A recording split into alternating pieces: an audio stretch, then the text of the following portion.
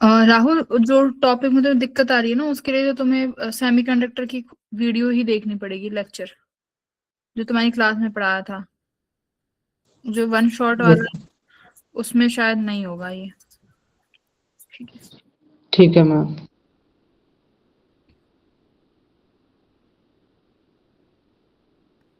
Paper कैसा रहा? आसान था पेपर तो? ठीक था मैम। ठीक था।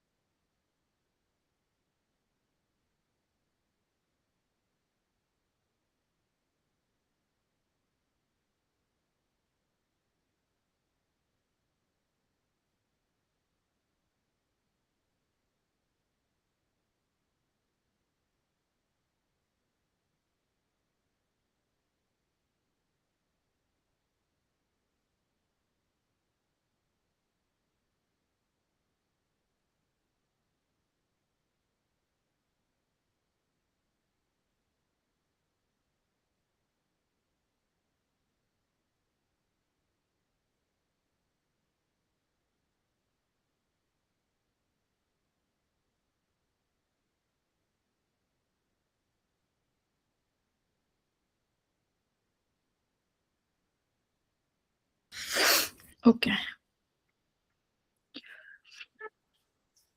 कितना स्कोर रहा है इस बार तुम्हारा टेस्ट में, फिजिक्स में, एवरेज? ऑफलाइन था टेस्ट, ऑनलाइन था? Ma'am online.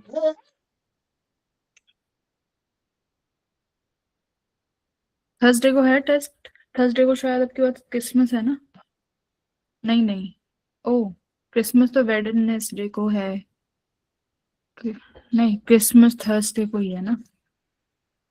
अच्छा, क्रिसमस थर्सडे को ही है, ठीक है।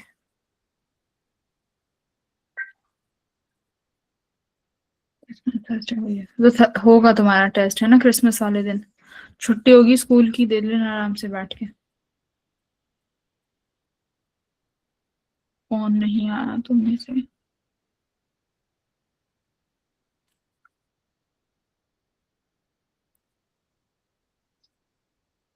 गर्व आया है? गर्व?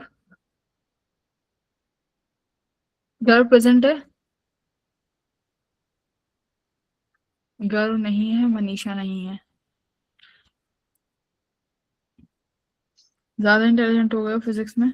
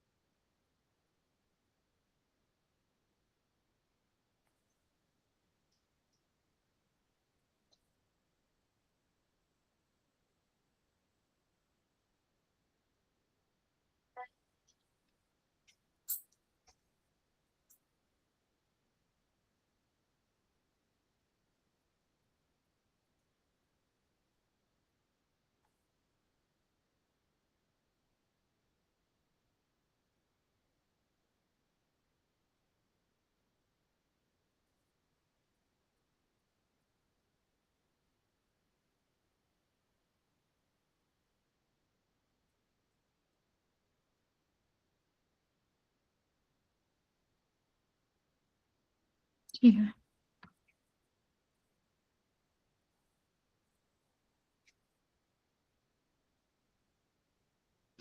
गर्व क्या स्कोर रहा तुम्हारा फिजिक्स में इस बार?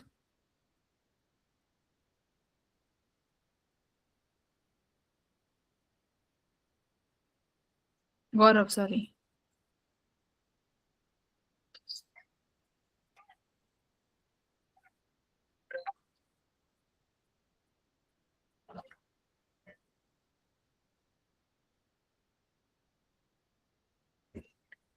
तुम्हारी क्लास 15-15 मिनट के ब्रेक पर है ना? 15 मिनट का ब्रेक मिलता है ना क्लास, हर क्लास के बाद? तो 15 मिनट का ब्रेक कम है तुम्हें? 5 मिनट तो लेट ही आते हो। ये 10-10 मिनट लेट आने का क्या सिनेरियो है?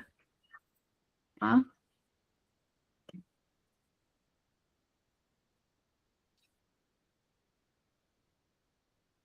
इस पेपर में तुम्हारा 22 हो रहा है गौरव, इसका मतलब तो तुम बिल्कुल नहीं पढ़ रहे हो।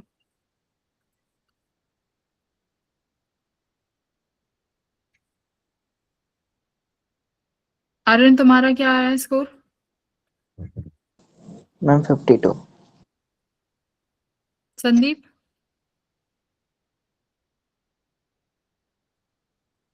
मैम 52। आरुष?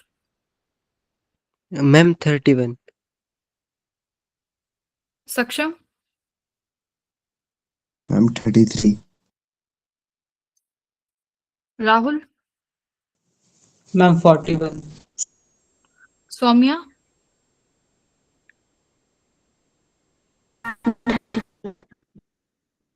कितना? 30। ठीक है। ये तो मतलब बिल्कुल ही बेकार स्कोर है सभी का, सबका। चलो ठीक है, करते हैं, देखते हैं कितना है। मतलब एवरेज स्कोर अगर 40 है तो मतलब तुमने 10 सवाल ठीक करे होंगे, है ना, 25 में से।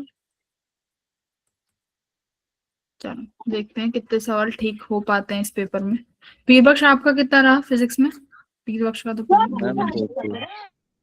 कितना? मैम 40। 14 या 40?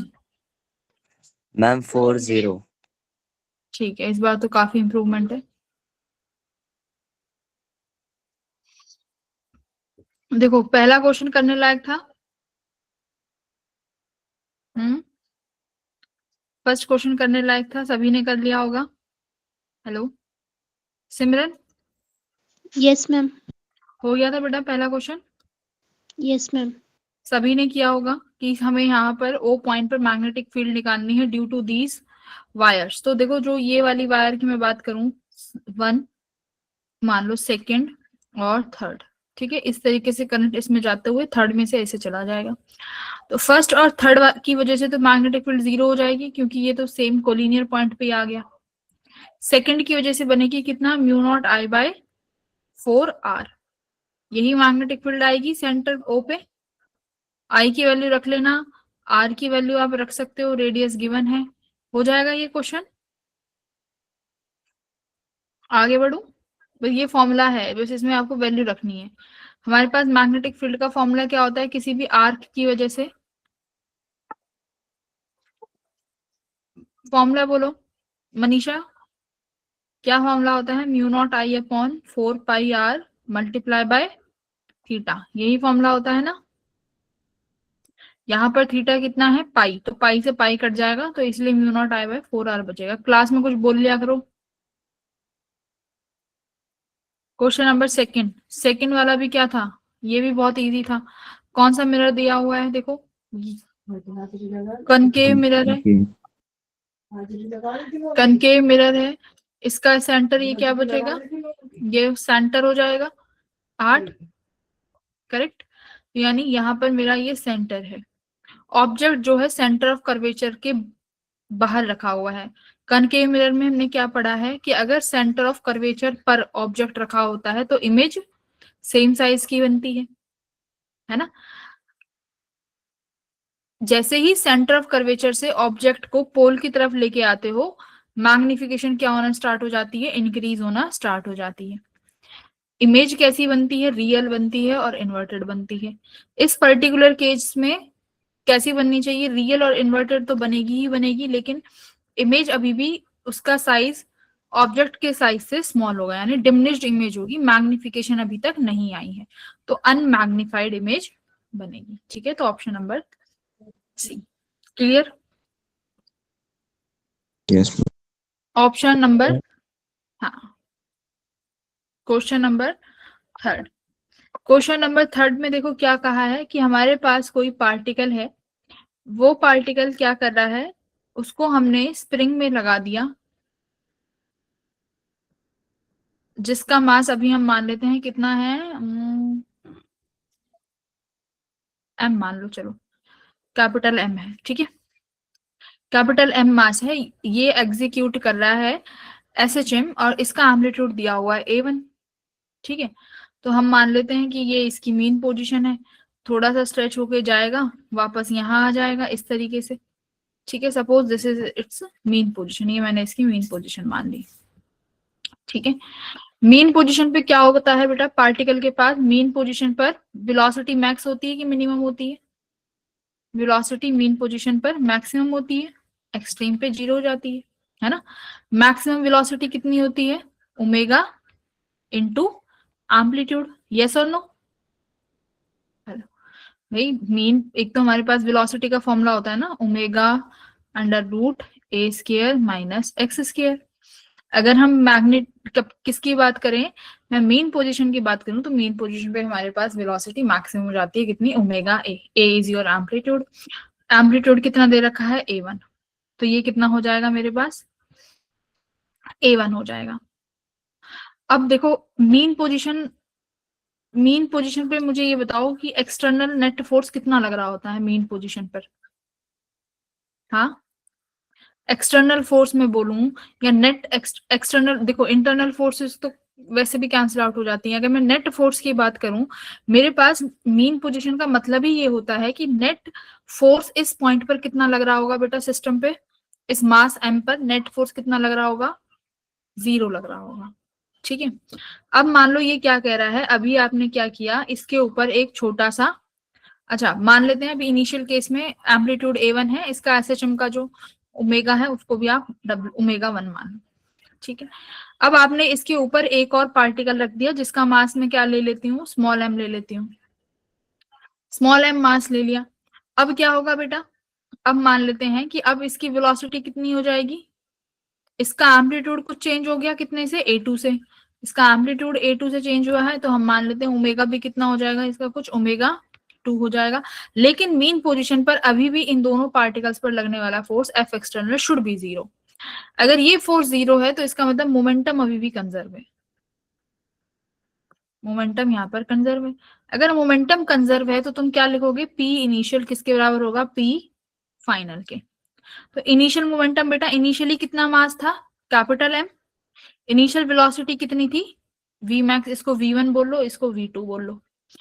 अब देखो हमने वेलोसिटी मैंने मीन पोजीशन की ही लिखी है, क्योंकि मीन पोजीशन पर ही F एक्सटर्नल 0 है और मीन पोजीशन पे ही मोमेंटम कंजर्वेशन लगाया जा सकता है। बात समझ में आई? पहले मास m था, वेलोसिटी v1 थी, बाद में मास कितना हो गया m plus small m, velocity कितनी हो गई v2 हो गई। वैल्यू रख सकते हो v1 v2 की।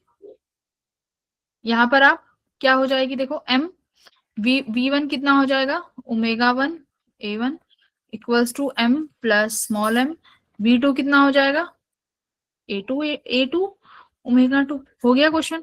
a1 बाय a2 पूछा है तुमसे, देखो a1 अपॉन a2 किसके बराबर आ गया बेटा, a1 upon a2 equals to omega 2 upon omega 1 multiply by capital M small m upon m। इसका मतलब अब मेरी सारी बात किस पर अटक गई, सारी बात अटक गई ओमेगा पे। ओमेगा कैसे निकाला जाए, हमारे पास SHM की इक्वेशन याद है किसी को, SHM इक्वेशन, SHM इक्वेशन में ओमेगा किसके बराबर आता था, omega under root of k upon m x। हाँ हाँ, वहां ये क्या आता था under root k upon m, भाई ओमेगा इसी के तो बराबर होगा under root of k by m। ठीक है, अब मैं यहां से क्या लिख दूं, अब देखो दोनों में स्प्रिंग कांस्टेंट तो k ही रहेगा, तो दोनों केस में k तो हमारा कैंसिल आउट हो जाएगा क्योंकि k should be same. Very क्या हुआ है मास, तो omega a1 upon a2 equals to omega 2। Omega 2 यानी मास m2 वाला मास कितना बनेगा मेरा m प्लस स्मॉल m। अब ओमेगा 1 में initial mass m multiply by m plus m upon m, तो ये अंडर रूट में है। ठीक है, देखो ये वाले मास रूट में है, तो ये कितना बनेगा बेटा, इसको देख लो एक बार सॉल्व करके कितनी वैल्यू आती है। आपके पास मास की वैल्यू है 124 ग्राम और 0.9, तो लगभग मैं 1 मान सकती हूँ क्या उस वैल्यू को, m प्लस m को 1 kg। 100 ग्राम में 4 ग्राम ही तो मतलब 1 किलो में 4 ग्राम ही तो फालतू हुआ, 4 नहीं सॉरी कितना 24 ग्राम। 1 kg मान के करना एक बार, m प्लस m को 1 मान लो और m को मानो 0.1 के अप्रोक्स मान लो। देखो आंसर कितना आता है, इसमें कितना ऑप्शन दे रखा है, इसमें ऑप्शन दिया हुआ है कितना 16 m2/m1।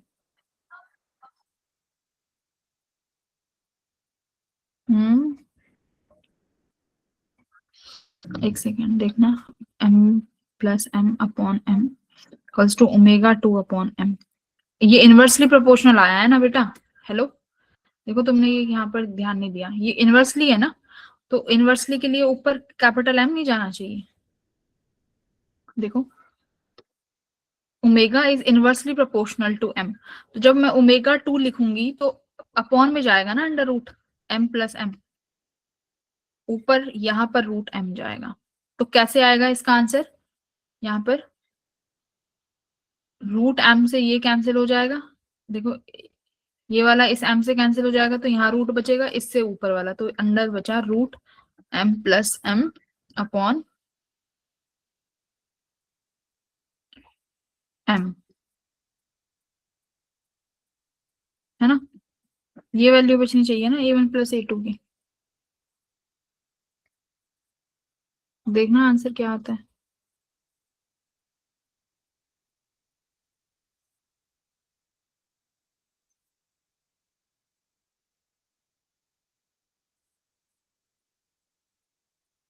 तो m प्लस m कितना हो जाएगा, तुम क्लास में बैठे हो कि सब चले गए क्लास से छोड़ के, हाँ यस यस तो कैलकुलेशन तो कर दो, कैलकुलेशन में एरर होगी तब भी तुमने नहीं बताया, चुप बैठे हुए हो क्लास में।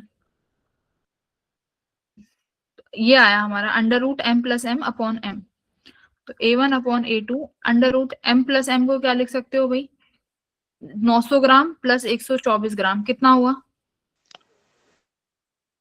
1024 कि 1124, 1124 होगा ना भाई, 124 प्लस 900 1024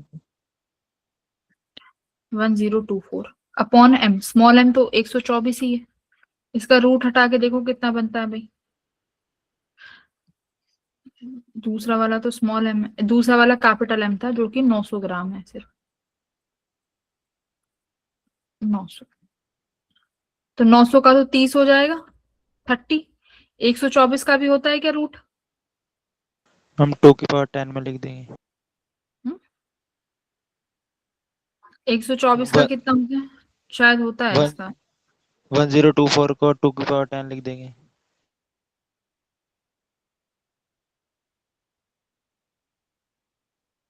इसका 25 भी नहीं बनेगा, 30 भी नहीं बनेगा, 32 बनेगा क्या इसका?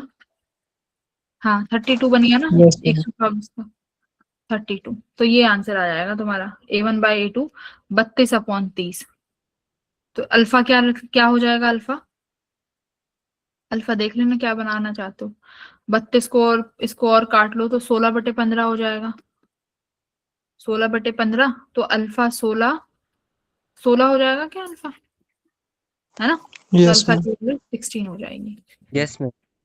तो इसमें बस क्या करना था, हम लोगों को दो चीजें पता होनी चाहिए थी मेन पोजीशन पे। एक तो मेन पोजीशन का मतलब ही यही है कि उस पर नेट फोर्स 0 होता है मेन पोजीशन पे, और दूसरा कि मैक्सिमम वेलोसिटी होती है मेन पोजीशन पे ओमेगा आई। अगर नेट फोर्स 0 है तो मोमेंटम कंजर्व रहेगा। देखो जहां तक जब भी ये मास एडिशन के क्वेश्चन होते हैं ना, तुम्हारे उसमें भी बहुत आते हैं ये मास एडिशन के क्वेश्चन। क्या है वो? रोटेशन में, रोटेशन में एंगुलर कंजर्वेशन वाला पढ़ा है ना, जिसमें डिस्क होती है, डिस्क के ऊपर से एक छोटा सा मास और रख देते हैं। या फिर वो वाला पढ़ा होगा कि एक रॉड रखी हुई है, उस रॉड पे एक चींटी आती है, इंसेक्ट आता है, उस पे आके टकरा जाता है, वो उस पे चिपक जाता है। इस तरीके के क्वेश्चंस पढ़े होंगे जहां पर मास का एड ऑन हो रहा होता है। वहां पर बेसिकली मोस्टली कॉन्सेप्ट में मोमेंटम का कंजर्वेशन ही लग रहा होता है, जहां पर मास का एड ऑन हो रहा हो। रोटेशनल जिन्होंने पढ़ा होगा, जिसमें एंगुलर कंजर्वेशन के कॉन्सेप्ट करे होंगे, वहां पर आता है ये चीजें एंगुलर कंजर्वेशन में, है ना? याद आ रहा है कुछ? कुछ याद आ रहा है? रोटेशन में पढ़ते हैं इन चीजों को, जिसने रोटेशन पढ़ा होगा। ठीक है, क्वेश्चन नंबर फोर्थ कर पाए? फोर्थ देखो, फोर्थ क्या कह रहा है बेटा, फोर्थ करवाऊं? फोर्थ कह रहा है कि अगर मेरे पास, मान लो हमारे पास कोई लिक्विड है, इस लिक्विड में क्या हुआ कि कोई ड्रॉपलेट है, ठीक है? ये ड्रॉपलेट क्या कर रही है? फ्लोट कर रही है। अब देखो कोई चीज फ्लोट करती है ना, उसका कुछ वॉल्यूम अंदर होगा पानी के और कुछ वॉल्यूम लिक्विड के बाहर होगा। वो वॉल्यूम कितना भी हो सकता है। इस केस में तुम्हें दिया है कि हाफ वॉल्यूम जो है पानी के अंदर है, तो हाफ पानी के अंदर है तो हाफ बाहर होगा। लिक्विड की डेंसिटी रो दे रखी है, ठीक है? अब एक बात बताओ, जो अगर मेरे पास फ्लोटिंग की कंडीशन होती है, तो बेटा फ्लोटिंग कंडीशन में क्या हो रहा होता है? देखो फ्लोटिंग की कंडीशन है, इस ड्रॉप पे नीचे लगने वाला फोर्स क्या होगा बेटा? ड्रॉपलेट पे नीचे लगने वाला फोर्स बोलो, mg। Yes, ma'am. अब इस ड्रॉपलेट पे लिक्विड में एक अपवर्ड फोर्स होती है, नेट अपवर्ड फोर्स, वो क्या होती है? Buoyancy force, FB. 10. एफबी। अब देखो किसी भी ऑब्जेक्ट पर अगर तुमने पानी में उसको डाला है तो ये दो ही फोर्स लगती हैं, या तो बायोंट फोर्स और एक एमजी फोर्स। अगर अगर ऑब्जेक्ट फ्लोट कर गया तो यानी बायोंट फोर्स और एमजी फोर्स बैलेंस आउट हो गई, करेक्ट? एक फिर केस आता है सिंकिंग का, जिसमें ऑब्जेक्ट क्या करने लगता है? सिंक करने लगता है। ऑब्जेक्ट सिंक क्यों करने लगेगा? क्यों होगा सिंक? सिंक करने लगेगा सिंक के केस में। इस सिंक के केस में तुम्हारा जो ऑब्जेक्ट है वो कहाँ जाने लगेगा? डाउनवर्ड मोशन में, यानी एफ नेट मिल गया, यानी एक्सेलरेशन कहाँ गई? नीचे की तरफ, है ना? तो वो सिंक वाला केस हो जाता है। तो फ्लोटिंग के केस में एफ बी जो है एम जी के बराबर होता है, ठीक है? अब ये क्वेश्चन यहीं पर खत्म हो जाता बेसिकली, बट इन्होंने आगे और क्या बोला देखो, इन्होंने बोला है कि सरफेस टेंशन भी है टी। अब सरफेस टेंशन है तो अब ये कह रहे हैं कि सरफेस टेंशन ऊपर की तरफ फोर्स लगा रही है ड्रॉपलेट पे, हमें रेडियस की ड्रॉपलेट का रेडियस बताओ। अब इन्होंने खुद अपना टेंशन का फोर्स बता दिया, कहां पर? ऊपर। बेशक टेंशन की फोर्स ऊपर लग रही हो, लेकिन ये किसका केस है? फ्लोटिंग का केस है।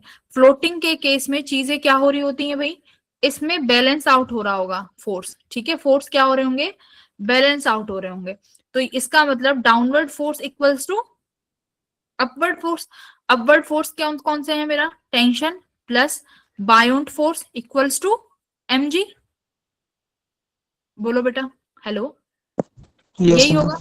बस खत्म Yes, क्वेश्चन। अब आपको टेंशन का टी एज इट इज, अब टेंशन का टी क्या लिख सकते हो? टी एज इट इज रहने दो। अब देखो टेंशन होती किसके बराबर है? अच्छा, टेंशन का टी लिख दिया, टेंशन का तो फोर्स लिखेंगे ना, टेंशन फोर्स। फोर्स है ना टेंशन, तो टेंशन का फोर्स ऊपर लग रहा होगा, करेक्ट। एफ मान लेते हैं, टेंशन का फोर्स है जो ऊपर लग रहा है। तो अब मेरे को बताओ कि फोर्स टेंशन किसके बराबर होती है बेटा? टेंशन किसके बराबर होता है? Force per unit Length. Length. तो यानी यहाँ से जो फोर्स है टेंशन की वजह से, ये क्या हो जाएगा? Tension into L. ठीक है, तो यहाँ एफ जो ऊपर की तरफ तुम्हारी टेंशन की वजह से फोर्स लग रहा है, इसको लिखोगे आप T L plus buoyant force plus sorry equals to mg। ठीक है, ओके। अब बायोंट फोर्स लिखना सीखो। बायोंट फोर्स कैसे लिख सकते हो भाई? बायोंट फोर्स किसके बराबर होती है, कौन बताएगा? Rho बायोंट GH. फोर्स रो जी एच। रो जी एच तो प्रेशर होता है, रो जी एच प्रेशर होता है। बायोंट फोर्स किसके बराबर होती है, कौन बताएगा? Archimedes principle. बायोंट जी। Force equals to the weight of the V rho liquid G. Displace, है ना भाई? देखो सिंपल सी बात है, एग्जैक्टली होता क्या है, जितना वॉल्यूम, देखो अभी ये तुम्हारा फ्लूट शुरू हो जाएगा तो थोड़ा सा यहाँ पे इंट्रो ही ले लो, मुझे वहां कम पढ़ाना पड़ेगा। किसके बराबर होगी बेटा, खुद बताओ। पानी में ये ऑब्जेक्ट गया है ना, वॉल्यूम ऑफ ऑब्जेक्ट इनसाइड, है ना। ऑब्जेक्ट ओ का मतलब है ऑब्जेक्ट की वॉल्यूम इनसाइड। अब ये वॉल्यूम जो ऑब्जेक्ट की पानी के अंदर है, इस वॉल्यूम को अंदर जाने में भाई इसने कुछ स्पेस तो बनाया होगा ना, किसी और वॉल्यूम में दूसरी वॉल्यूम तो एडजस्ट नहीं कर सकते। इसका मतलब जब ये ऑब्जेक्ट की वॉल्यूम लिक्विड के अंदर गई है तो इसने लिक्विड को क्या किया है? लिक्विड को क्या किया है? डिस्प्लेस किया है ना लिक्विड को। तो क्या जो लिक्विड डिस्प्लेस हुआ है उसी के बराबर है जितना वॉल्यूम इनसाइड है ऑब्जेक्ट का? तो volume of Yes. Object inside equals to the volume of liquid displace, हाँ या ना? करेक्ट। तो यही तो yes, चीज है ma'am. कि जितना वॉल्यूम किसी भी ऑब्जेक्ट का पानी के अंदर गया और वो अंदर गया तो उसने वहां से उस लिक्विड की वॉल्यूम को हटाया, तभी वो अंदर वहां जा पा रहा है। तो इसका मतलब अब बात आई कि ये वॉल्यूम ऑफ लिक्विड जो डिस्प्लेस है इसे कैसे निकालें? तो ये किसके बराबर आता है बेटा? वेट ऑफ द, वही है volume of the liquid displace किसके बराबर आता है हमारा? फिर आर्किमिडीज प्रिंसिपल इसको बताते हैं कि जितना वॉल्यूम वहां से डिस्प्लेस हुआ है वो किसके बराबर है?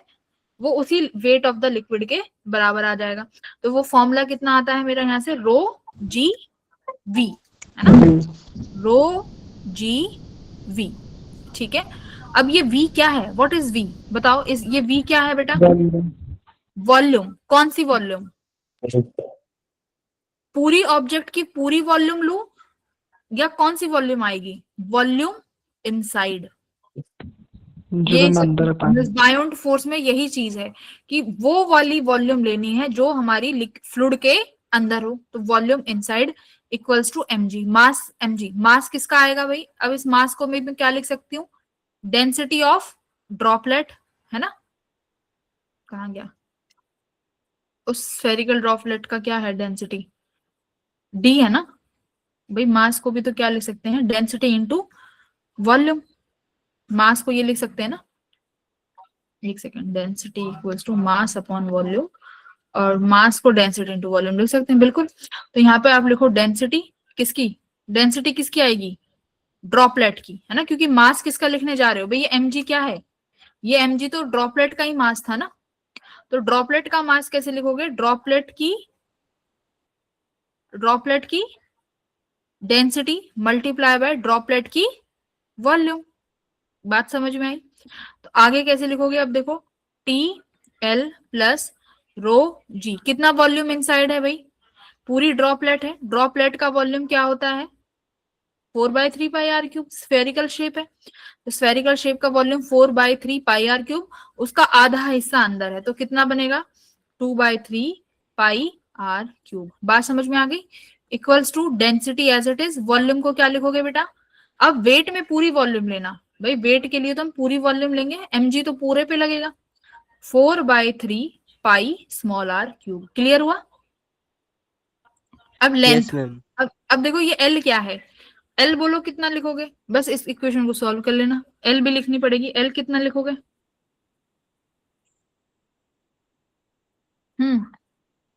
Length, force per unit length, इस स्फेयर पर कितना टेंशन फोर्स लग रहा है पर यूनिट लेंथ, तो लेंथ क्या बनेगी इसकी, स्फेयर की लेंथ क्या बनेगी, स्फेयर की length circumference 2r 2 pi r, बस L की जगह यहाँ पे 2 पाई आर लिख देना,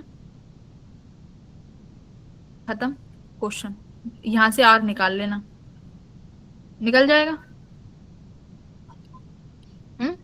हो जाएगा ना क्वेश्चन। आगे बढ़ू, question yes number, ma'am question number fifth तो आई थिंक सबने कर लिया होगा। देखो पोजीशन वेक्टर दिया हुआ है तुम्हें 7z 7k कैप ले लो, x में क्या दिया हुआ है 3t i cap, plus y में क्या दिया हुआ है 5t क्यूब। तो इसका डबल डेरिवेटिव कर लोगे, d square r by D T, कितना आ जाएगा 30 टाइम्स ऑफ j, है ना, 30j आ जाएगा, सॉरी Yes, 30t आएगा, t की वैल्यू 1 रख देना, तो ये आ जाएगा 30। तो डायरेक्शन क्या आई है y। तो ये तो बहुत बेसिक क्वेश्चन था, ठीक है। सिक्स्थ बोलो, सिक्स्थ किया सबने? सिक्स्थ भी बहुत yes इजी है, सिक्स्थ तो कराया हुआ ही क्वेश्चन है, शायद तुम्हारी उसमें होगा जिसने क्वेश्चन किए होंगे, डीपीपी में शायद था पक्का। ये रिंग है, अब देखो रिंग अपनी एक्सियल पॉइंट पे, सपोज यहाँ पी पॉइंट है, ध्यान से सुनना, ये पी पॉइंट इसके सेंटर से बेटा मैं मान लेती हूँ, इसके सेंटर से ये √8r की दूरी पर है, इस रिंग की रेडियस r है, इस रिंग का मास स्मॉल m है जो कि यूनिफॉर्मली डिस्ट्रीब्यूटेड है अलोंग द रिंग। इस पी पॉइंट पर मुझे फील्ड बताओ, तो फील्ड कितनी आती है बेटा पी पॉइंट पर, g small m small x upon x square plus r square की पावर 3/2। ये क्या आया पी पॉइंट पर, क्या आया अभी फील्ड आया। अगर मैं इस पी पॉइंट पर एक मास रख दूं, सपोज पी पॉइंट पर एक मास रखा हुआ है कैपिटल M, अब इन दोनों मास पार्टिकल के बीच में फोर्स आ जाएगा ना, और फोर्स क्या है मास इनटू फील्ड, जैसे मैंने फील्ड बताई थी, फील्ड क्या है, फोर्स को मैं यूनिट मास से डिवाइड कर दूं तो मेरा फील्ड बन जाता है ना, तो मास को मल्टीप्लाई कर दो तो फोर्स बन गया, तो मास मल्टीप्लाई बाय फील्ड, यही तो हुआ। तो यानी जो यहाँ पर मेरे पास स्फेरिकल बॉडी रखी हुई है उसके मास को यहाँ पर मल्टीप्लाई कर दो, क्या हो गया g स्मॉल m, x कितना है √8r capital M upon x की वैल्यू कितनी है √8r, उसका स्क्वायर करोगे तो बेटा 8r square plus r square 9r square हो जाएगा, उसकी पावर 3/2। बस हो गया क्वेश्चन। इसको सॉल्व कर लेना, 3r की पावर होल स्क्वायर करके कैंसिल हो जाएगा, तो क्यूब बनेगा gm √8r capital M upon 3r की पावर होल स्क्वायर की पावर, तो ये स्क्वायर से स्क्वायर कैंसिल हो जाएगा, ठीक है। तो यहाँ बच गया gm small m under √8r upon 3 3 जा 9 9 3 जा 27 r क्यूब, है ना। तो एक r से एक r कैंसिल हो गया, कौन सा ऑप्शन आ जाएगा, option number C. Formula based question था बेटा। तुम सो रहे हो क्या क्लास में, क्या कर रहे हो? क्वेश्चन नंबर 7 देखो फॉर्मूला बेस्ड क्वेश्चन था अगेन। यंग्स मॉडुलस का फॉर्मूला क्या होता है बेटा, स्ट्रेस अपॉन स्ट्रेन।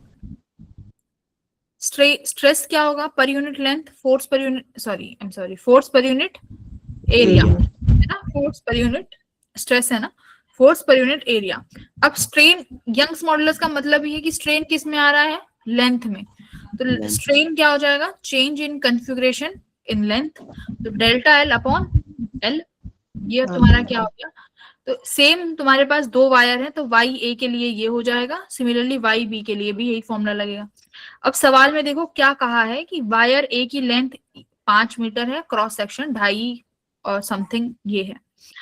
इनको जब स्ट्रेच किया जाता है uniformly by the same amount, ठीक है, तो यानी ये दोनों स्ट्रेच होती हैं बाय सेम अमाउंट से, तो यानी इनमें जो चेंज आया है डेल्टा एल वो दोनों में क्या आया है, वायर ए और वायर बी में, delta L should be same. और देखो ये वाली लाइन क्या लिखी है, अंडर द सेम लोड, इसका मतलब जिस फोर्स को अप्लाई किया गया है वो फोर्स भी कैसा है, दोनों कंडीशन में फोर्स भी सेम है। तो फोर्स कैंसिल हो गया, यहाँ से डेल्टा एल कैंसिल हो गया, यानी Young's modulus of A Young's modulus of B किसके बराबर आया, देखो एल ए अपॉन ए, है ना, multiply by L B upon A B, बस ये करना है, आ जाएगा ऑप्शन नंबर जो भी आना होगा, ठीक है। आई थिंक बी आएगा, यस मैम। ठीक है, ओके। क्वेश्चन नंबर 8 बताओ, कर रहा था, यस मैम। सही आ गया था आंसर 8 का, यस मैम। सही आ गया था, कैसे आ गया सही, हाँ बोलो किसने किया हैंड रेज, हाँ हाँ बोलो। मैम डाउट है इसमें। मैम इसमें डी क्यों नहीं हो सकता? ठीक है, और किसको डाउट है, मैम ए क्यों नहीं हो सकता इसमें और? हाँ ये क्वेश्चन ही गलत है, ठीक है, ये क्वेश्चन ही गलत है, हम लोग अभी फर्स्ट क्लास में मैंने इसको डिस्कस किया था, वहां पर क्वेश्चन ही गलत है, एग्जैक्टली ये आंसर होना चाहिए था, the process that would release energy, क्योंकि 3 के आंसर इसमें, 3 में इसका माइनस क्यों मिलेगा तुम्हें, 3 में माइनस क्यों आएगा, 1 में ही प्लस क्यों मिलेगा, देखा है तुमने, करा है, देखो अगर एब्जॉर्ब एनर्जी, अगर एब्जॉर्ब एनर्जी की बात आती है ना, तो एब्जॉर्ब एनर्जी इसका मतलब एंडोथर्मिक रिएक्शन, एंडोथर्मिक मतलब क्यू वैल्यू क्या है, माइनस क्यू वैल्यू है ना बेटा। अगर देखो जो तुम्हारे सवाल में पेपर में सवाल आया है वहां पर क्वेश्चन आया है रिलीज एब्जॉर्ब एनर्जी, अगर कोई प्रोसेस एनर्जी को एब्जॉर्ब कर रही है उसका मतलब वो एंडोथर्मिक है, एंडोथर्मिक है तो क्यू वैल्यू उसकी क्या होनी चाहिए, माइनस क्यू। चलो अब मैंने तुम्हें क्यू वैल्यू निकालने का फॉर्मूला क्या सिखाया है, जल्दी बोलो, 2 फॉर्मूले सिखाए हैं, एक तो delta M multiply by 931.5 mega electron volt करके, जिसमें से मान लो मेरे पास ये रिएक्टेंट है और ये रिएक्टेंट बना दे रहा है कुछ प्रोडक्ट, तो जब मैं डेल्टा एम लिखूंगी तो डेल्टा एम कैसे लिखा जाता है, mass of reactant minus mass of product, yes और नो। दूसरा मैंने क्यू यस वैल्यू तुम्हें सिखाया है बाइंडिंग एनर्जी की टर्म्स में, अगर कुछ याद हो तो क्यू वैल्यू बाइंडिंग एनर्जी की टर्म्स में, देखो डेल्टा एम इंटू सी स्क्वायर भी तो एनर्जी ही है, देखो मास इज मास मल्टीप्लाई 931 करके उसको बाइंडिंग एनर्जी बना दिया गया। अब डायरेक्ट बाइंडिंग एनर्जी में फॉर्मूला आ जाता है तो मेरे लिए और आसान है, लेकिन क्यू वैल्यू जब बाइंडिंग एनर्जी के लिए की जाती है तो इसमें फॉर्मूला होता है binding energy of product minus binding energy of reactant, है ना। ये देखो ये बहुत बारीक चीज है, बट मैंने तुम्हें पढ़ाया हुआ है, आई डोंट नो कि तुम्हें याद है कि कुछ नहीं है याद, बहुत क्वेश्चन भी सॉल्व किए हैं, तो जो ऑप्शन करके आए हैं इस क्वेश्चन को वो बच्चे भी मुझे गलत ही करके आए होंगे जो भी किया है, ठीक है। तो ये है, अब देखो आ जाओ, अब बताओ कौन सा ऑप्शन सॉल्व करना है, कोई एक क्वेश्चन बताओ वही ऑप्शन सॉल्व करेंगे, 4 है ना, एक बताओ जिसमें डाउट है वो सॉल्व कर लेते हैं। मैम इसमें मैम तीनों डी। ऑप्शन का सी का आ रहा था तो इसलिए वो अलग सा लग रहा था तो सी कर दिया था। हाँ क्योंकि सी में एनर्जी का क्या हुआ है, रिलीज हुआ है ना एनर्जी, सी ही यस एक मैम। ऐसा ऑप्शन है जिसमें एनर्जी रिलीज हुई है, और तुमसे पूछा एब्जॉर्ब एनर्जी का है तो आओ सी ही सॉल्व कर लेते हैं, है ना। सी सॉल्व करो, W में से 2y, तो ये यानी ये रिएक्टेंट हो गया, ये प्रोडक्ट हो गया, ठीक है। तो बाइंडिंग एनर्जी लिखेंगे किसकी, 2y की, माइनस बाइंडिंग एनर्जी लिखेंगे W की, ठीक है। चलो भाई 2 मल्टीप्लाई बाय y, कहाँ है y, ये रहा, तो पर न्यूक्लियन की 8.5 है और नंबर ऑफ न्यूक्लियन 7 है, तो क्या लिखोगे 60 मल्टीप्लाई 8.5 माइनस W, ये रहा, W में कितने हैं 120 न्यूक्लियॉन्स हैं और पर न्यूक्लियॉन की एनर्जी 7.5। चलो सॉल्व करो इसको, कितना आ रहा है, पॉजिटिव आ रही है क्यू वैल्यू की नेगेटिव आ रही है, मैम वो 2 अंदर आएगा ना? हाँ हाँ सॉरी, हाँ ये इसके साथ 2 सिर्फ इसके साथ ही रहेगा y के साथ।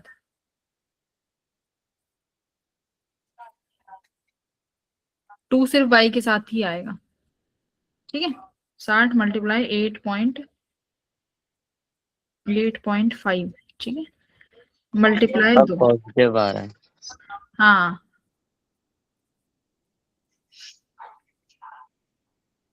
120 मल्टीप्लाई 7.5 है ना, 900।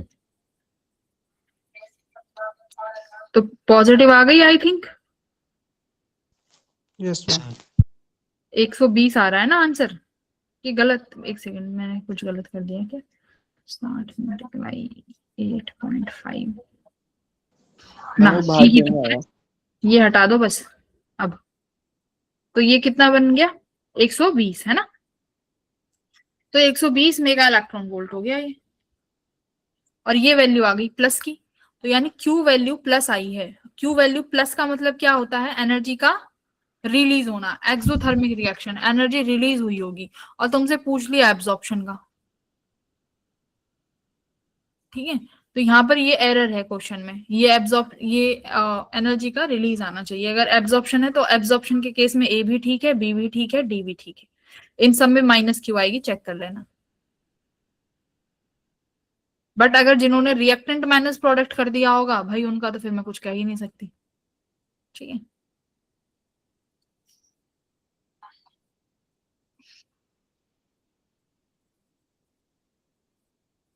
ठीक है, 9th हो गया होगा, 9th कर लिया था भाई। हम्म, हेलो सुमित, 9th हो गया था सुमित? No ma'am. क्यों? मैम समझ नहीं आ रहा था ये। समझ ही नहीं आया, ठीक है। देखो क्या है इसमें, इसमें मुझे बोला है कि आपने एक्सेलरेशन निकालनी है, मतलब फोर्स निकालना है, ठीक है भाई। फोर्स निकाल देंगे, तो उससे पहले एक्सेलरेशन निकालनी होगी। तुम्हें वेलोसिटी दिया हुआ है, ठीक है। तो वेलोसिटी अगर मैं एक्स के टर्म्स में लिखूं, देखो ये वेक्टर में है, एक्स और वाई दोनों है। वी एक्स लिखोगे तो क्या लिखोगे? अल्फा, जो कि कांस्टेंट है, वाई एक्स। वी वाई कितना है बेटा? Alpha 2 X Y cap, correct. ये हमारे पास एक्स और वाई में वेलोसिटीज दी हुई है। अब मुझे एक्सेलरेशन निकालनी है। अल्फा तो कांस्टेंट हो जाएगा, वाई का डिफरेंशिएशन क्या हो जाएगा? D Y by D T. V Y के लिए सिमिलरली 2 अल्फा कांस्टेंट है, एक्स का डिफरेंशिएट करोगे तो एक्स कितना हो जाएगा बेटा?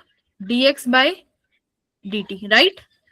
चलो ए एक्स करो, यहाँ पे A X equals to alpha, D Y by D T क्या है? Velocity in Y equals to alpha. V Y कितना हो जाएगा? देखो वी वाई तो तुम्हें यहाँ गिवन ही है, ये वाली वैल्यू। ये वी वाई उठाओ, यहाँ तक रख दो। कितना हो गया ये? अल्फा स्केयर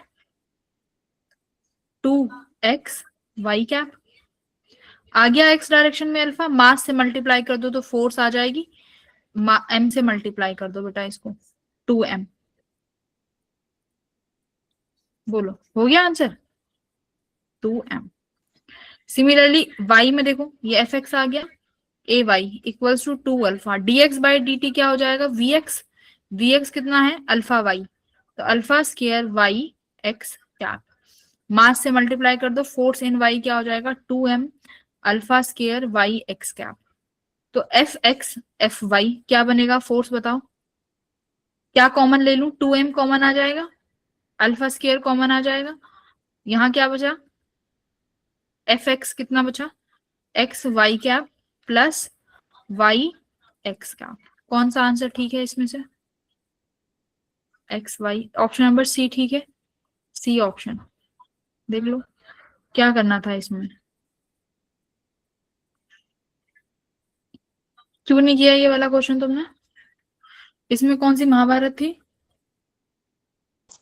मैम पर शायद इसका आंसर ए दिया है। एक्स एक्स मैम एक ये तो हो गया था। 1 मिनट रुको, 1 सेकंड रुक जाओ, बस 1 मिनट।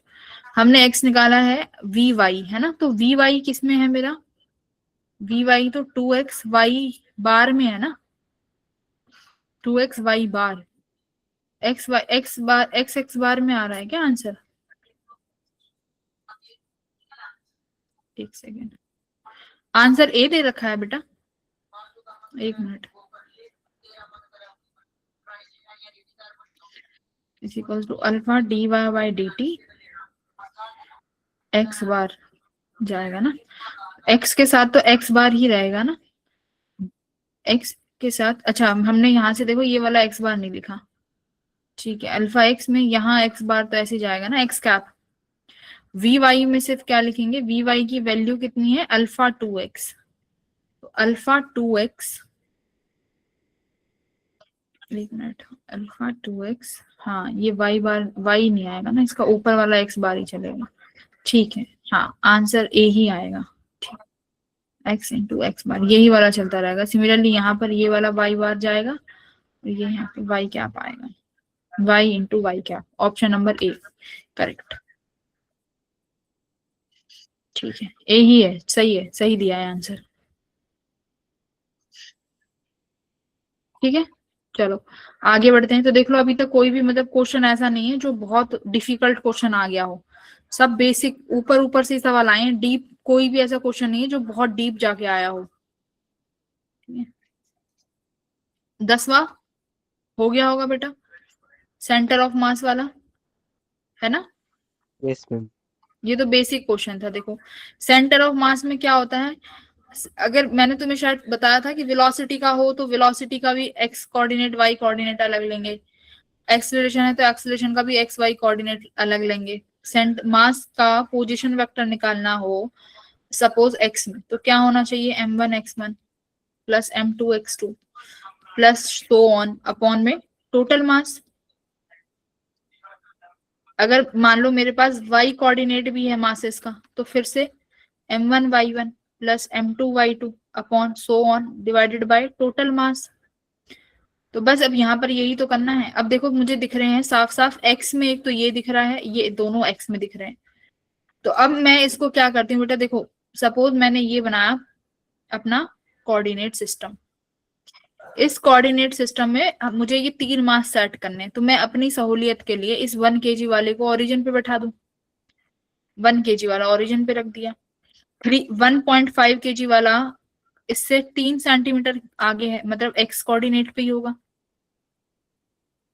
इसी के ऊपर जस्ट कौन सा मास है, 2.5 kg का, इसका कोऑर्डिनेट वेक्टर, इसका वो कितना है पोजीशन, वाई क्या, वाई में 4 सेंटीमीटर, ये लो लिख दोगे अब एक्स और वाई में, एक्स वाई में, बोलो बेटा, हो जाएगा ना अब तो।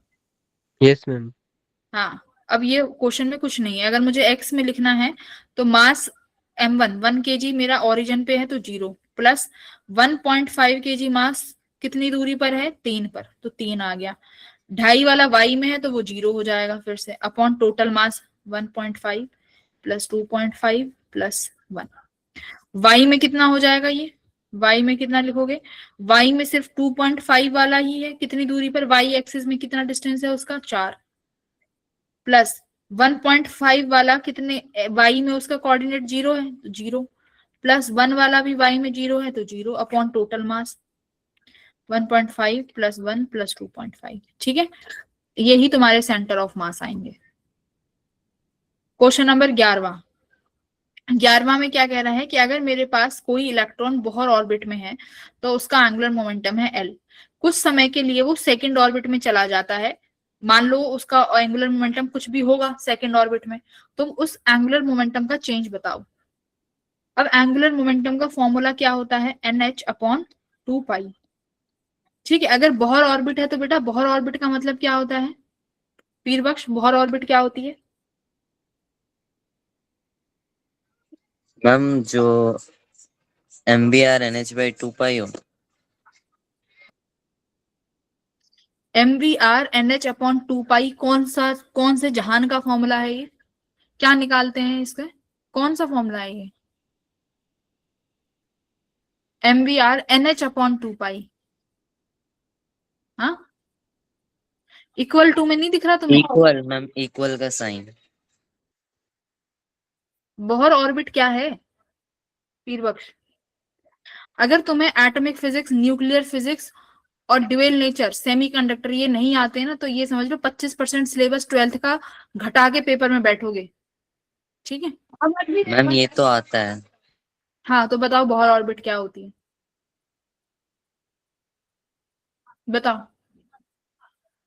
मनीषा, बोहर ऑर्बिट क्या होती है भाई? अगर तुमने मुझे 12th का आंसर नहीं दिया ना तो क्लास में से निकाल दूंगी मैं। ठीक है, अगर 12th में आंसर नहीं दे पा रहे हो ना तो इसका मतलब है तुम्हें अभी 11th पढ़ाने के कोई हकदार नहीं हो तुम। बोहर ऑर्बिट नहीं पता तुम्हें तो भी। मनीषा, बोहर ऑर्बिट क्या होती है बेटा? मैम हम्म, क्या मैम?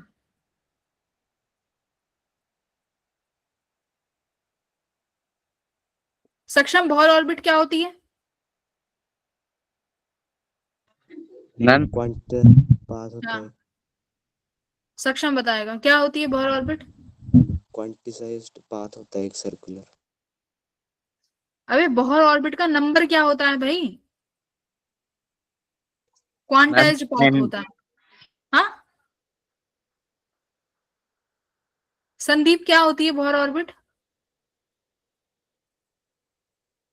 क्लास में बैठ के कभी पढ़ो तो कुछ पता भी चले क्या होती है बोहर ऑर्बिट, है ना? क्लास में तो पीछे बैठ के छोले भटूरे खा रहे हैं। हाँ संदीप, बोहर ऑर्बिट क्या होती है? मैम वो जो मैम एटम होता है ना, उसके न्यूक्लियस के चारों तरफ जो मैम ऑर्बिट होता है, जिसमें एनर्जी लेवल जिसको होता है क्वांटाइज्ड रहता सब है। बोहर ऑर्बिट है, सारी बोहर ऑर्बिट है। मैम एनर्जी वो level 2, energy hydrogen level atom के 3। लिए।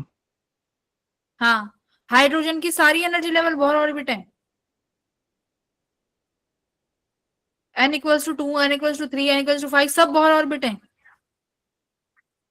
अगर तुम्हें मैम ये हम्म सुमित, क्या है Bohr orbit? Ma'am quantized condition के वो कहते हैं, जो मतलब जो इलेक्ट्रॉन मूव कर रहा है ना बोर ऑर्बिट में, उसका जो एंगुलर मोमेंटम होता है वो इंटीग्रल मल्टीपल होता है h/2 पाई के। हम्म ठीक है, ये तो तुमने मुझे ऑर्बिट बताई है बेटा, ये तो ऑर्बिट है कि ये तो तुमने मुझे इलेक्ट्रॉन का पाथ बताया है कि मैम इलेक्ट्रॉन के पाथ की वैलिडिटी ये है, अगर एंगुलर मोमेंटम इंटीग्रल मल्टीपल होगा h/2 के तो उसी ऑर्बिट में इलेक्ट्रॉन मिलेगा, अदरवाइज इलेक्ट्रॉन एग्जिस्ट नहीं करेगा बीच वाली ऑर्बिट्स में। बोहर ऑर्बिट क्या है?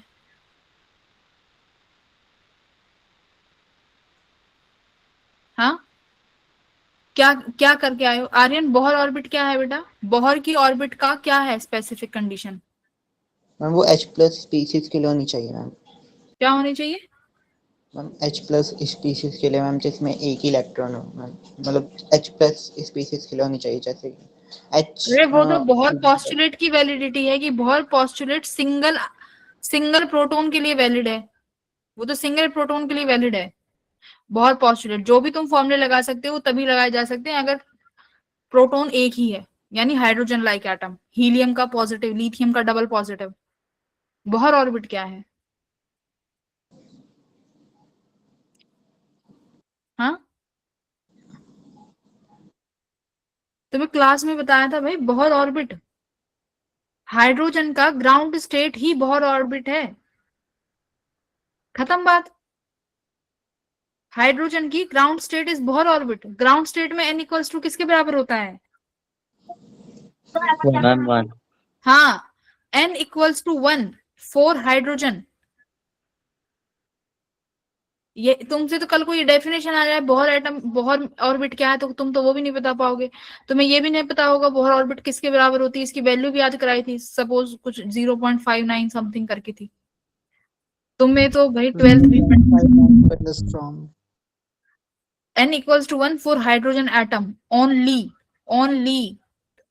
अगर n=1 हीलियम का है तो भी ऑर्बिट बोहर वाली नहीं है। अगर अभी तो तुम्हें यहाँ पे ये भी नहीं दिया होगा कि कौन सा एटम की बात हो रही है, कैसे, तभी तो जस्टिफाई कर पा रहे हैं कि ये हाइड्रोजन ही है।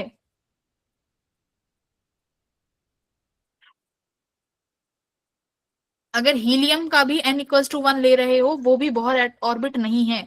बोहर ऑर्बिट सिर्फ हाइड्रोजन के लिए जिसका z=1 हो और n=1 हो, सिर्फ उसी के लिए बोहर ऑर्बिट डिफाइन है। ये है बोहर ऑर्बिट। ये मैंने क्लास में तुम्हें चीख चीख के बताया है, बट तुम्हें कुछ याद नहीं रहता। क्यों याद रहेगा? क्लास में बैठे तो याद रहेगा, पीछे बैठ के चने खा रहे हैं क्लास में। तो यानी इनिशियली तुम्हारा इलेक्ट्रॉन बोहर ऑर्बिट यानी n=1 में है, ठीक है। तुमसे हम एक्सपेक्ट कर रहे हैं कि बच्चे एडवांस निकालेंगे, इनसे तुमसे तो मेन सी निकलने में भारी हो रही है दिक्कत। इनिशियली n की वैल्यू 1 है, तो वो l दिया हुआ है, तो l किसके बराबर है? h/2 के। इनिशियली ये मेरा l के बराबर है। अब तुम्हारा वो किस में चला गया? सेकंड ऑर्बिट में। तो सेकंड ऑर्बिट में एंगुलर मोमेंटम किसके बराबर हो जाएगा? 2h/2 तो 2h/2 h/2 किसके बराबर हो जाएगा बेटा? MBR। h/2 दिया तो है l के बराबर, तो l डैश यानी फाइनली ये किसके बराबर हो गया? 2 टाइम्स ऑफ l हो गया ना। तो चेंज पूछा है, तो चेंज कैसे निकालोगे? l डैश इनिशियल, तो l डैश 2l है, माइनस l कर दो, किसके बराबर आया? l के बराबर। अगर ये क्वेश्चन भी तुमने नहीं किया ना, तो इसका मतलब तुम्हारी न्यूक्लियर फिजिक्स खत्म है भाई। एटॉमिक खत्म है तुम्हारी। नोट्स को दोबारा खोल लो, ठीक है, अगर ये भी नहीं करके आए हो तो। 30 नंबर आ रहे हैं इस पेपर में, जेई में तो 10 पे अटक जाओगे। इन ए plane EM wave, electric field, magnetic field must be perpendicular to each other and direction of propagation of wave should be along electric or magnetic field. True or false? True ma'am. False. False ma'am. हम फॉल हाँ, false. Second, true. Yes ma'am. Yes Yes and true. Third, false. हाँ, false ma'am. D, true. True ma'am. हाँ, E, false. Ma'am false very good, क्योंकि E=B CB होता है ना, E=CB0, तो उल्टा दे दिया, तो option number B and D only. Very good. चलो, बेसिक तो आता है। 13 क्वेश्चन तुम्हें कराती, पर तुम कराने लायक नहीं हो, समय बचेगा तो कराऊंगी। क्वेश्चन नंबर 14, 14th कर लिया था 14th। Yes ma'am. हाँ, क्या कह रहा है? ये कह रहा है कि S1 के सामने पहला मिनीमा बन रहा है, तो मुझे इस D की वैल्यू बताओ कितनी होगी। तो पहला मिनीमा, सिंपल सी बात है, डेल्टा एक्स किसके बराबर होना चाहिए मिनीमा के लिए? 2n+1 λ/2। पहला मिनीमा, इसका मतलब n=1, यानी डेल्टा एक्स किसके बराबर आया? पाथ डिफरेंस λ/2 के बराबर। तो तुम्हें S1P, ये रही S1P और ये रही S2P, इन दोनों के बीच में क्या लिखना है? इन दोनों के बीच में डेल्टा एक्स, क्या है डेल्टा एक्स? पाथ डिफरेंस लिखना है। तो डेल्टा एक्स पाथ डिफरेंस किसके बराबर होगा? S2P minus S1P equals to λ/2। देखो, अब तुम कहोगे कि मैम डेल्टा एक्स अभी तक आप लिखवाती आई थी क्या? A sin थीटा, ए नहीं सॉरी ये D है, तो D sin थीटा। फिर sin थीटा आप लिखवाती थी capital Y upon capital D। Y क्या होता था? अगर ये सेंटर मैक्सिमा है, उससे इस P पॉइंट की डिस्टेंस, जो कि यहाँ पर Y बन जाएगी, और ये डेल्टा एक्स यहाँ पर λ/2 कर दो। अगर ऐसे करोगे तो इससे आंसर नहीं आएगा, ठीक है। तो हमें बेसिक से फिर चलना पड़ेगा। क्या बेसिक क्या है? S2P में से देखो, ये जो D sin थीटा है, इसका मतलब ही क्या है? ये D sin थीटा हम ऐसे करवाते थे ना कि बेटा मैंने यहाँ पे ये एक परपेंडिकुलर ड्रॉप किया, और ये परपेंडिकुलर डिस्टेंस मान लो m है, और ये O है, ये OM ही तो क्या है? ये OM ही क्या है भाई? यही तो डेल्टा एक्स है। हाँ, यही डेल्टा एक्स है, जो कि किसके बराबर बताया था मैंने तुम्हें? D sin थीटा के बराबर बताया था। या ऐसे लिख लो, या S2P माइनस S1P लिख लो, बात तो एक ही है। इससे आंसर नहीं आएगा तो इससे आएगा। अब S2P क्या निकाल नहीं सकते हम? है भाई, क्या मैं S2P नहीं निकाल सकती? हेलो, S2P निकाल सकते हो? Yes ma'am. ये 2D है, Yes. ये डिस्टेंस D है, तो ये वाला S2P कितना हो जाएगा? √5d। हाँ, √5d। 4D का स्केयर प्लस D का स्केयर, तो S2P आ जाएगा 5D का स्केयर, तो S2P आया D√5। ठीक है, तो S2P D√5। S1P में देखो कितना डिस्टेंस है, S1P में सिर्फ 2D का डिस्टेंस है, -2D equals to λ/2। D common ले लो, क्या बचा, √5 - 2 इक्वल्स टू λ/2। बस खत्म सवाल। ऑप्शन नंबर ए। इसमें मैंने तुम्हें वो भी मैम कराया एक था। और बार सुनना। हाँ, मैम एक और बार। अच्छा देखो,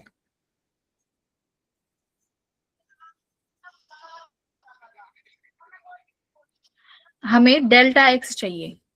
डेल्टा एक्स क्या है? ये कह रहा है कि S1 के सामने एक पॉइंट है P, जहां पर मुझे पहला मिनिमम मिलेगा।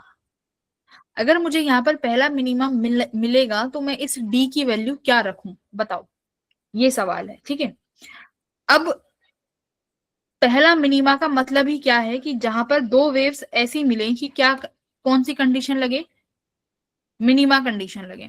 तो इसका मतलब S से चलने वाली वेव P पर मिलेगी, S2 से चलने वाली वेव P पर मिलेगी, और दोनों कैसे इंटरफेयर करेंगी आपस में, डिस्ट्रक्टिवली इंटरफेयर करेंगी।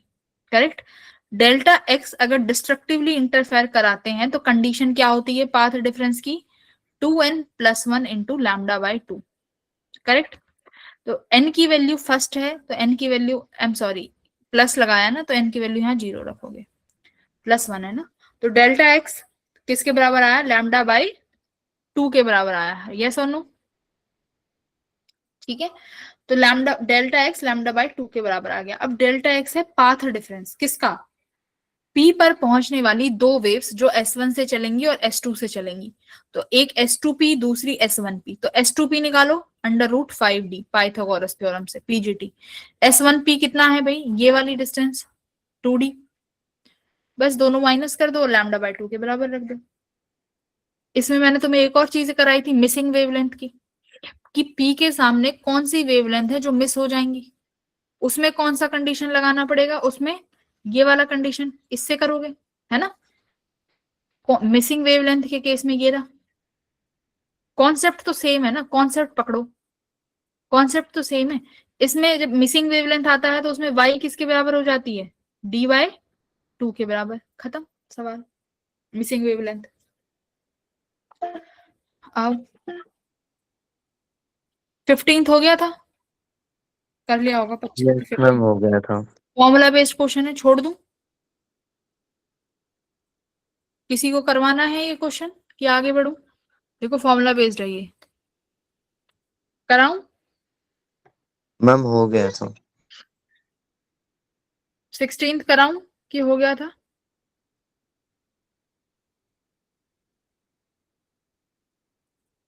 17, 18, 19, अरे बाप रे बहुत सारे हैं अभी तो। 19वां हो गया था बेटा। इसमें क्या करना है, एरिया अंडर कर्व फाइंड करना है, कर लोगे। Yes ma'am. 1/2 base into height, बस ये तुम्हारा एरिया है। तो बेस कितना है इसका, 4 में से 2, हाइट कितनी है, 400 में से 100 घटा दो, 300, तो कितना आया, 300 जूल। ठीक है। Current flows in a conductor when there is an electric field within the conductor, true false? True. True, सही बात है। अगर इलेक्ट्रिक फील्ड आता है तभी करंट बनेगा, अदरवाइज तो रैंडम मोशन की वजह से करंट नहीं आ पाता। तो this equation is true. Drift velocity electrons की डिक्रीज हो जाती है अगर इलेक्ट्रिक फील्ड लगा दे, तो इलेक्ट्रिक फील्ड की वजह से ही ड्रिफ्ट आता है, इलेक्ट्रिक फील्ड नहीं मैम होगा तो फॉल्स। ड्रिफ्ट भी नहीं होगा, तो ये इक्वेशन ही फॉल्स है। ठीक है, तो first true, second false. 17th बताओ, 17th कर लिया था? 17 देखो, हाँ 17 देखो क्या है बेटा, सपोज करो तुम्हारे पास ये मैग्नेटिक फील्ड है, इस मैग्नेटिक फील्ड में तुम्हारे पास एक स्क्वायर लूप है, इस स्क्वायर लूप को तुम किसी v वेलोसिटी से बाहर खींच रहे हो। ठीक है, इस v वेलोसिटी से बाहर खींचा जा रहा है, v वेलोसिटी से बाहर खींच रहे हो, इसकी तुम्हें लेंथ दे रखी है कि 1 की 5 सेंटीमीटर। ठीक है, एक लेंथ इसकी 5 सेंटीमीटर है। ओके, अब जैसे ही तुम इसे मैग्नेटिक फील्ड से बाहर निकालोगे, मेरे पास लेंस लॉ क्या कहता है कि अगर तुम इसे मैग्नेटिक फील्ड से बाहर निकाल रहे हो तो इसे बाहर मत निकालो। तो इसका मतलब फोर्स जो लगेगा इस वायर पे कहाँ लगेगा, बैकवर्ड में। फोर्स किसकी वजह से, मैग्नेटिक फील्ड की वजह से। फोर्स कितना लगेगा भाई, ILV। फोर्स का फॉर्मूला ही ये है, करंट कैरिंग कंडक्टर पे कितना फोर्स लगता है, ILV सिखाया भी हुआ है। अब मुझे यहां से करंट चाहिए, तो करंट किसके बराबर होगा, तुम देख रहे हो कि जो area associated with the field है वो एरिया कम हो रहा है, तो दैट मीन्स फ्लक्स तो जनरेट, फ्लक्स का चेंज आएगा तो EMF तो जनरेट होगी ही होगी। भाई एरिया जो एसोसिएटेड है इस फील्ड के साथ वो कम होएगा ना समय के साथ साथ, अगर तुम V से बाहर निकालोगे, दैट मीन्स EMF आएगी। तो करंट किसके बराबर आ जाएगा, EMF upon resistance into length into breadth, है ना, है ना, लेंथ इंटू, यस है ना, लेंथ इंटू ब्रेथ, ये है ना। B क्या है यहाँ पे, मैम, मैग्नेटिक फील्ड। हाँ B है मैग्नेटिक फील्ड, कितनी दे रखी है 40 टेस्ला। ठीक है, अब EMF, अब बात आती है EMF कैसे निकालें। इस केस में EMF मैंने तुम्हें बल्ब सिखाई थी ना, बल्ब इनटू लेंथ, ये भी इसको चलो मैग्नेटिक फील्ड को B ही लिख लो यहाँ पे,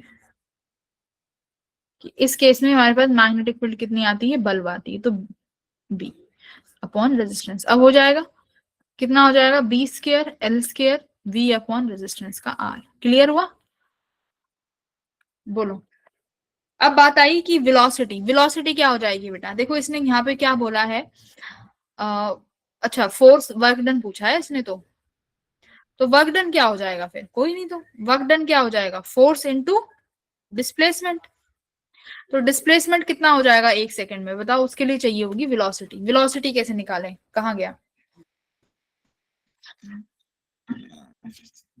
the work done in pulling out the magnetic field, pulling out of the magnet slowly and uniformly in 1 second। कैसे निकालोगे, तो देखो अगर मैं वेलोसिटी का फॉर्मूला लिखूं तो क्या हो जाएगा, length upon time. Time 1 second ले लो, तो लेंथ कितनी है इस एरिया की 5 सेंटीमीटर अपॉन टाइम ले लो 1 सेकंड। तो यानी 1 सेकंड में मैं मान लेती हूँ कि कितनी वेलोसिटी चेंज हो रही है, 5 सेंटीमीटर पर सेकंड। तो वेलोसिटी ले लेना 5 सेंटीमीटर पर सेकंड। तो डिस्प्लेसमेंट भी 1 सेकंड के लिए पूछा है, तो 1 सेकंड में कितना डिस्प्लेस हो जाएगा तुम्हारा ऑब्जेक्ट, 5 सेंटीमीटर। ठीक है, तो दो चीजें आ गई क्या, एक तो वेलोसिटी आ गई 5 सेंटीमीटर पर सेकंड, और यहाँ से जो डिस्प्लेसमेंट आएगा तुम्हारा वो भी कितना आ जाएगा, 5 सेंटीमीटर। ठीक है, ये क्वेश्चन यहाँ पे खत्म हो जाता है। 16th कराना है, चलो कराते हैं इसको, पहले आगे के आसान आसान क्वेश्चन देख लो। बेटा 20 कर लिया होगा सभी ने, 20 तो क्वेश्चन बहुत इजी था। Yes ma'am. यहाँ पर तुम्हारे पास चार्ज Q1, देखो यहाँ चार्ज Q2 और B3 पे एक चार्ज Q3 बैठा है। अब इसने क्या कह दिया कि सारे चार्जेस Q1 Q2 Q3 सब आइडेंटिकल हैं, सब सेम है, यानी Q के बराबर। इन्होंने ये डिस्टेंस भी देखो, ये भी 1 मीटर, ये भी 1 मीटर और ये भी 1 मीटर। कह रहा है नेट फोर्स निकालो। सपोज करो B3 पे नेट फोर्स निकालने जा रहे हो, Q1 इधर की तरफ फोर्स लगाएगा F1, Q2 इधर की तरफ फोर्स लगाएगा F2। अब देखो ये क्या बन रहा है, इक्विलेटरल ट्रायंगल, यानी ये एंगल थीटा होगा तो ये एंगल भी थीटा होगा, सेम ही एंगल्स हैं। तो ये एंगल थीटा है तो F2 इसके साथ भी थीटा बनाएगा बेटा, F1 यहाँ भी थीटा बनाएगा, हाँ या ना। तो ये आया F2 का cos 30 और यहाँ आया F1 का, सॉरी 30 नहीं 60 डिग्री का बनेगा ना एंगल इक्विलेटरल का, cos 60 डिग्री, F1 cos, अच्छा 60 डिग्री। बोलो बेटा ऊपर की तरफ क्या हो जाएगा, दोनों का ऐड हो जाएगा, तो F1 इक्वल्स टू F2 को भी मैं F के बराबर मान लेती हूँ क्योंकि आइडेंटिकल है, तो 2F साइन 60 डिग्री। तो नेट फोर्स कितना आया, बोलो 2F साइन 60, साइन 60 कितना हो जाएगा, √3/2, 2 से 2 कट गया तो F नेट कितना आया, F√3। आगे कह रहा है कि नेट फोर्स के अलावा दूसरा फोर्स क्या निकालना है, देखो दो बॉल्स के बीच में कितना फोर्स है, तो बेटा दो बॉल यानी B1 B2 कितना फोर्स है इन दोनों के बीच में, बोलो K Q1 Q2 अपॉन इन दोनों के बीच की दूरी कितनी, R²। करेक्ट, और यही तो मेरा F था, यही तो F भी तो यही है जो आपने यहाँ F नेट में F लिखा है, ये भी तो इसी के बराबर है। तो यानी तुम्हारे पास ये रेशो कितना आ जाएगा, F नेट अपॉन F। और एफ नेट कितना है, एफ √3 अपॉन एफ, एफ से एफ मर गया, कितना आया √3:1, ऑप्शन डी। इससे आसान क्वेश्चन तो मुझे नहीं लगता फिजिक्स में मिलेगा भी। ठीक है, क्वेश्चन नंबर 20 खत्म, सवाल यही। बोलिए, समझ आया बेटा? 20वां यस कुछ नहीं था यस इस क्वेश्चन में तो। 24वां 21वां रहने दो, 22वां बोलो। 10 माइक्रोफेराड का कैपेसिटर है, यहाँ पर जो चार्ज है 30 माइक्रो कूलाम है। आगे जाके देख रहे हो चार्ज बटेगा, Q1 इसमें चला जाएगा, Q2 चार्ज इसमें चला जाएगा। 6 माइक्रोफेराड वाले पे कितना चार्ज जाएगा बेटा बताओ? चार्ज कैसे डिस्ट्रीब्यूट करते हैं, Q इक्वल्स टू CV होता है, इसका मतलब चार्ज जो है कैपेसिटर के प्रोपोर्शनल बटेगा। टोटल चार्ज 30 है, तो बेटा Q1 को कितना मिलेगा, रेशो निकालने आते हैं ना, कितना बटेगा बताओ? 6 वाले मैम 18 मिल जाएगा। हाँ, तो चार्ज ऑन 6 कैसे लिखोगे? ऊपर देखो डायरेक्टली प्रोपोर्शनल है, मतलब 6 का निकाल रहे हो तो ऊपर 6 ही लिखो, upon total capacitance 6 + 4 10 multiply by total charge. Total charge है 30, तो कितना आया 18 माइक्रो कूलाम। तो 16 वाले को मिला 18 माइक्रो कूलाम, 4 वाले को कितना मिल जाएगा? 30 में से 18 घटा दो, जो बचा वो इसका 12 माइक्रो कूलाम इसका। ठीक है, खत्म क्वेश्चन। इसके बाद 23वां बोलो, 23वां हो गया था। देखो इसमें बोला है कि एनर्जी बताओ कि कितनी डिसिपेट होगी अगर मेरे पास ये LCR सर्किट है तो। एनर्जी डिसिपेटेड, एनर्जी डिसिपेशन का फॉर्मूला क्या होता है मेरे बेटा? अब यहाँ पर I²RT V²RT नहीं लगाने का, वो लगता था किसमें, रेजिस्टेंस के टर्म्स में। यहाँ पर एनर्जी का फॉर्मूला होगा पावर इनटू समय, करेक्ट? बेसिक तो यही है, I²RT का, I²R क्या है, पावर, V²/R क्या है, पावर। तो एनर्जी का फॉर्मूला आया पावर इनटू टाइम। ठीक है, ओके। अब पावर क्या है भाई, पावर का फॉर्मूला क्या होता है एसी में, जल्दी बताओ एवरेज पावर का formula. Ma'am IRMS into VRMS। cos phi। हाँ, IRMS VRMS cos फाई, एक और होता है 1/2 into V0 I0 into cos phi, ये होता है पी एवरेज। बट यहाँ पर I0 V0 क्या है, पीक वैल्यूज, क्या है, पीक वैल्यूज। अब तुम्हें सवाल में देखो यहाँ पर AC सोर्स ऑफ 25 वोल्ट दिया हुआ है। AC सोर्स ऑफ 25 वोल्ट का मतलब है कि ये कौन सी वैल्यू दी हुई है, VRMS वैल्यू दे रखी है ना, ये कौन सी वैल्यू है, AC सोर्स ऑफ 25 वोल्ट।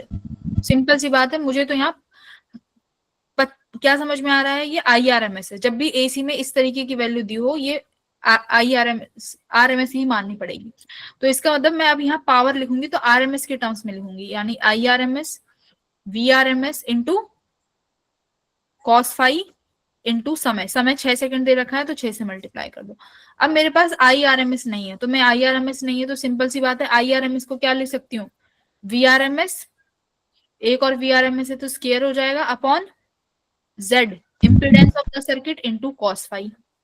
क्या मैं LCR में इम्पीडेंस निकालना नहीं जानती, R² plus XC minus XL का होल स्क्वायर, जो बड़ा छोटा हो वो देख लेना, वैसे भी स्क्वायर है। XC क्या हो जाएगा 1/ωc, XL क्या हो जाएगा ωL। cos फाई क्या होता है, कौन बताएगा? cos फाई की क्या टर्म क्या है cos फाई का, R/Z तो है, बट इसको क्या बोलते हैं, पावर फैक्टर। हाँ पावर फैक्टर, यही पावर फैक्टर है। ठीक है, ये पावर फैक्टर है R/Z। बस हो गया सवाल। ठीक है जी, तो ये तुम्हारा क्वेश्चन 23वां हो गया। अच्छा क्वेश्चन था पावर का। ठीक है, पावर शायद मुझे लगता है बहुत दिनों से रिवाइज भी नहीं करी थी, भी क्वेश्चन भी आ गया। और 24वां तो आसान सा ही क्वेश्चन है, आता ही रहता है। 24वां कराने की जरूरत तो नहीं है भाई,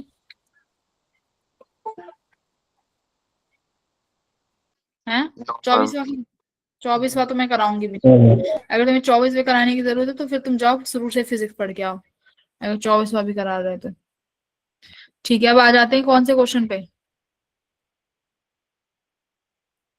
16th करा देती हूँ, है 16th करा दूं।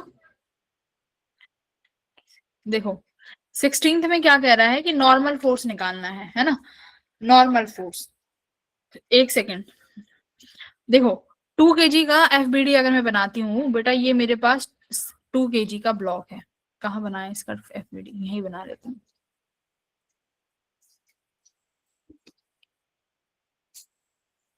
ठीक है। इस 2 kg के ब्लॉक पे मुझे बताओ कौन कौन सी फोर्सेस लग रही हैं। एक तो डाउनवर्ड में क्या लग रहा होगा, 2g sine theta, correct. Hello, yes ma'am.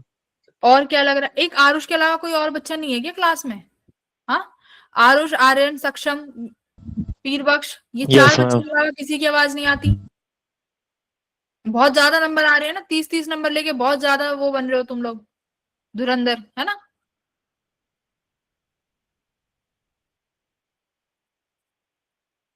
Average देख लो, 30 नंबर आए हैं तुम्हारे, तुम लोगों के इस पेपर में। तो 2 kg पे एक तो 2g साइन थीटा लग रहा है नीचे की तरफ, और कौन सा फोर्स लग रहा है? Ma'am 2 normal force.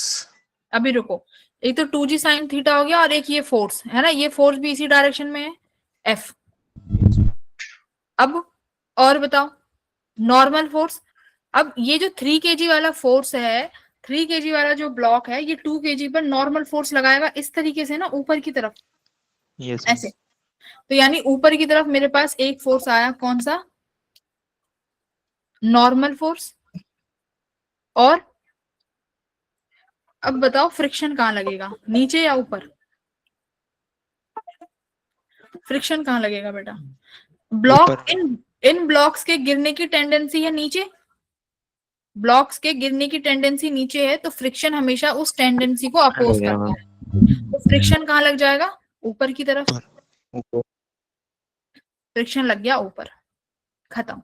ये 2 kg का एफबीडी हो गया। अब देखो यहाँ पर नीचे इसकी टेंडेंसी है कुछ ना कुछ एक्सेलरेशन है, 2 kg का एफबीडी बन गया। नॉर्मल फटाक से निकाल लूंगी अगर मुझे क्या मिल जाएगा, एक्सेलरेशन मिल गया। क्यों, क्या कर दोगे, F net equals to mass into acceleration.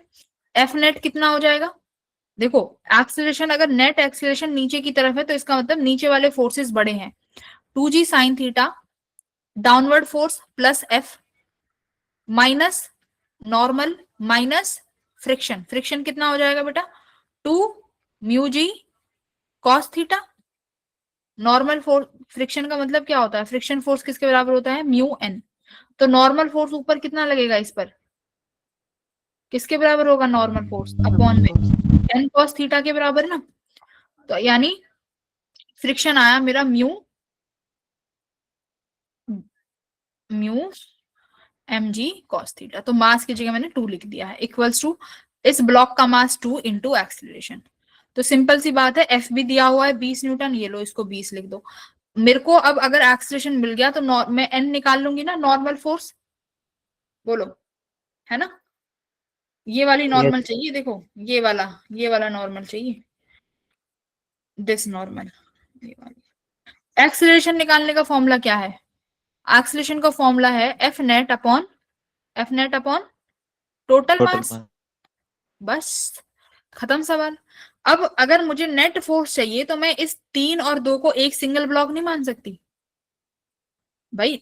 Normal force in दोनों फोर्सेस के बीच की फोर्स है, जिसके लिए इंडिविजुअल स्टडी करना पड़ेगा। लेकिन मैं अगर नेट फोर्स की बात कर रही हूं तो इस 3 और 2 फोर्स को एक सिंगल फोर्स मान सकती हूँ। क्यों सिंगल ब्लॉक मान सकती हूँ? क्यों? क्योंकि देखो क्या लिखा है, friction of coefficient between block and the incline is same and equals to 0.1, है ना।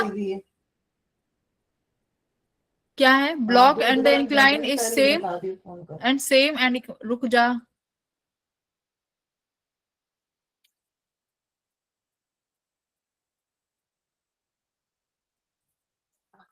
सेम है, ठीक है। यानी इन दोनों ब्लॉक के बीच में लगने वाली फ्रिक्शन और इस ग्राउंड में लगने वाली फ्रिक्शन सेम ही है। एक second, the coefficient of friction between the block and the incline is same between the हाँ, तो ब्लॉक और इन दोनों के बीच में लगने वाली फ्रिक्शन सेम है। तो देखो मैं इसको ऐसे मान लेती हूँ कि मेरे पास एक ये 5 kg का ब्लॉक है। तो बेटा अगर ये 5 kg का ब्लॉक है तो एक कौन कौन सी फोर्स लग रही है? डाउनवर्ड्स में लगेगा 5g साइन थीटा, पीछे फ्रिक्शन लग रहा होगा कितना? 5 म्यू जी कॉस थीटा, और बोलो क्या लगेगा आगे की तरफ? जो फोर्स ऊपर से लग रहा है ये एफ, ये लगेगा कैपिटल एफ। और कोई फोर्स है जो पीछे लगेगी?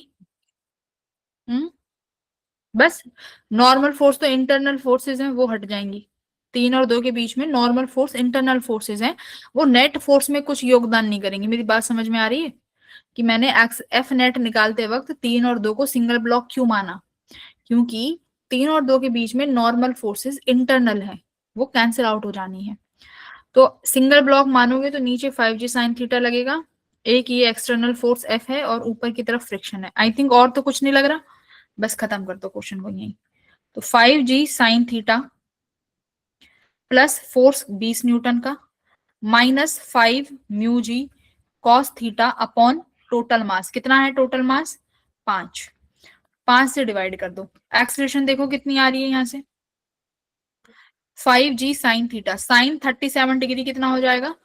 3/5, 5 से 5 कट गया 30 प्लस 20 माइनस 5 म्यू, म्यू की वैल्यू 0.1 है, ग्रेविटी ये कट जाएगा 5 cos थीटा 4/5, तो ये कितना आ गया भाई? 5 म्यू जी cos थीटा, देखना बेटा कितना आ रहा है? 5 म्यू जी cos थीटा, 5 म्यू की वैल्यू 0.1, ग्रेविटी 10, cos थीटा 4/5, 5 से 5 कट गया 4 आया है ना, माइनस 4/5, तो 50 में से 4 गए तो कितना आया? 46। एक्सीलरेशन आ गई 46/5, खत्म। इस एक्सीलरेशन को किस वाली इक्वेशन में पुट कर देना? इसमें, ये लो, ठीक है, नॉर्मल आ जाएगा सारी वैल्यू में, एक्सीलरेशन भी आ गई, ये एफबीडी बना दिया।